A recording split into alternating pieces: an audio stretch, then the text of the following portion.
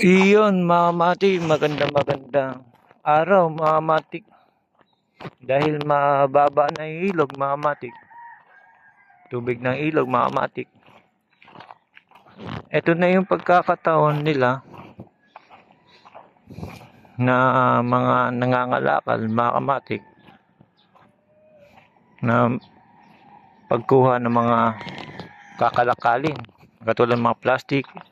Yan, mga matik, yan ang pagkakataon nila. Kumbaga, sa kanila jackpot, mga matik, dahil sila marami nang naipon na mga kalakal.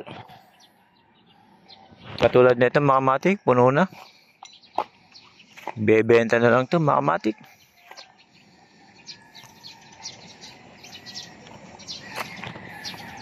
Yan, mga matik, magsipag-sipag ka lang, mga matik, magkakapera ka kahit saan lugar, mga matik.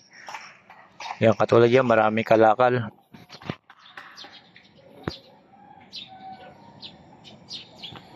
Ibenta mo yan, pera na kaagad yan. Ganyan, mga matik, ika nga nila, sabi,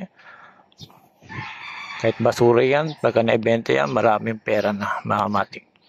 Katulad nila, mga matik, ang dami nila nakalakal na nakalakal, mga matik, basura na pagtinda.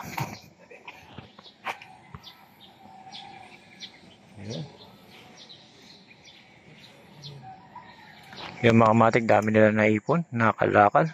Pera na kaagad to, mga matik.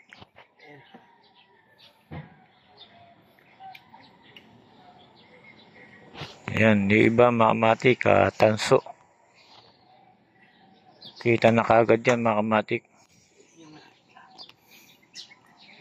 Tiyagaan lang.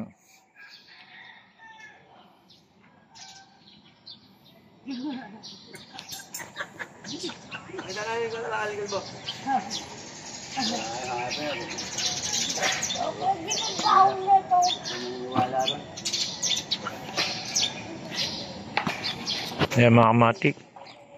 Pera na kaagad to, mga matik. Malaking pera na to pagka naibenta na.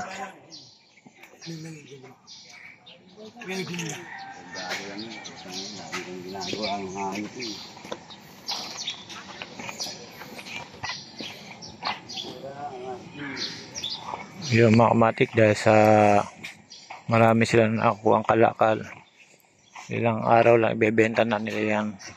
Kita na kaagad. Mga kamatik, diskarte lang sa panahon ngayon, mga kamatik.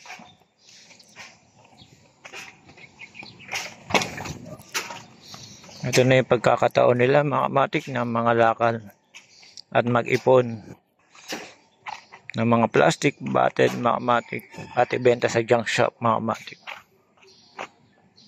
Sa ngayon, iba, mga kamatik, naglilinis pa rin dahil sa makapal ang putik, mga kamatik.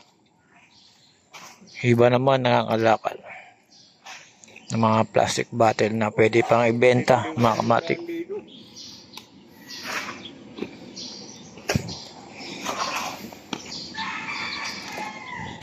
Yan, mga kamatik. Hanggang dito na lang, mga kamatik. Mukhang madudulas pa si Dokamatik.